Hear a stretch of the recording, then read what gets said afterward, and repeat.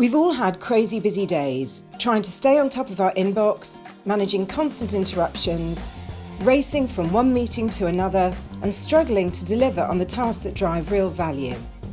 We underestimate the amount of time required to get those tasks done, and it's impossible to find a quiet 15 minutes to think.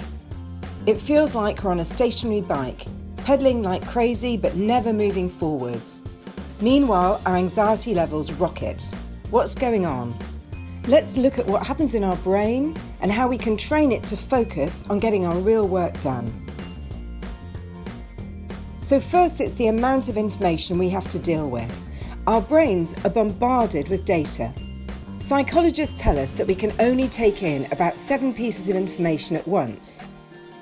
So if you're drafting a document, your colleagues are chatting next to you, you're worried about a difficult conversation you have to have with someone later that day, you feel hungry and that reminds you need to go home via the supermarket, there's a LinkedIn notification, a message from a WhatsApp group, another email's ping, that's HR telling you about Friday's cake sale or something, and an instant message pops up at the same time, your brain is full. It doesn't matter how smart you are, whether you're a genius or a goldfish, your brain is drained. You've got no cognitive capacity left. So instead of trying to think, it's easier to go back to the old routine stuff, the appearance of work anyway, normally responding to that email or getting lost in a news feed. You can't fight distractions, you have to eliminate them. So move to a quiet place, switch off notifications on all your digital channels, even your mum. Put your headphones on, stick your phone in a drawer, say no to interruptions and tell people not to disturb you. Next, fight your instinct to do what's screaming out in front of you but isn't actually important. Scientists have identified a brain phenomenon called the urgency effect. Our brains prioritise immediate satisfaction over long-term rewards. So we're getting hooked on the dopamine hit of getting something done, kind of box ticking. We far prefer those urgent smaller tasks with a deadline than more important tasks that don't have an immediate time restraint. It's an immediate payoff. That's why we power through tasks on a to-do list without ever actually thinking, why am I doing this, and is this really the best use of my time? So control the urgency effect by scheduling your time. Write a to-do list and allocate time to these tasks in your diary. Ring-fence time for your priorities and don't let anyone hijack that time. Schedule in those urgent but less important tasks so you complete them within their deadline, but make sure that you actually prioritise your priorities. Genius. Now note that it's absolutely vital that you do schedule in those less important tasks, because if you don't, they'll niggle away at you day and night, as you know. And this is called the Zeigarnik effect, the fascinating tendency of the human mind to fixate on unfinished tasks.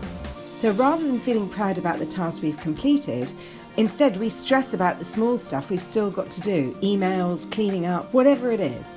The solution is that we don't actually have to complete the task itself in order to free up this preoccupation. Instead, we just need to make a plan for when we're going to do the tasks. So again, we block out time in our diary to do all the minor tasks and calls, whatever we need to do, and that allows us to forget about them and concentrate on what we should be doing right now instead, the big stuff. Finally, don't kid yourself that you're staying on top of everything by multitasking. We cannot concentrate on 2 things at once. So we're not fooling our brain with that juggling myth. You know, checking emails in a meeting, taking a call during dinner, or interrupting your report writing to answer a "have you got 5 minutes" query. We're just kidding ourselves here. And every time we interrupt ourselves like this, it takes at least twice as long, some researchers say 10 times as long, to get back on track to what we should be doing. So check it out for yourself. It can take another 20 minutes or so to refocus after that 5-minute interruption. Most of us have jobs that require us to think, so give your brain a chance, do one significant thing at a time. It's time to match our tasks to our schedule. Now I'm giving you permission to be selfish. Please quote me. Work on your own to-do list and not everyone else's. Get back in control of your time and your agenda. Allocate tasks to your diary. If there's not room because it's full of meetings, then you've got to start renegotiating and saying no.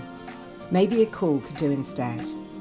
Block out time when you are at your most alert to get your priority tasks done, but also block out time to power through all the quick, smaller stuff too, so you manage the Zeigarnik effect. Remove choice and distraction. Work through a good old-fashioned to-do list so you don't have to waste time choosing between tasks and figuring out what to do next. Give yourself space to think. Be controlled busy from now on, not crazy busy. Thank you very much. For more career and productivity support, please visit zenaeverett.com. My short book, Crazy Busy, is available on Amazon, and so is my first book, Mind Flip, Reinvent Your Career.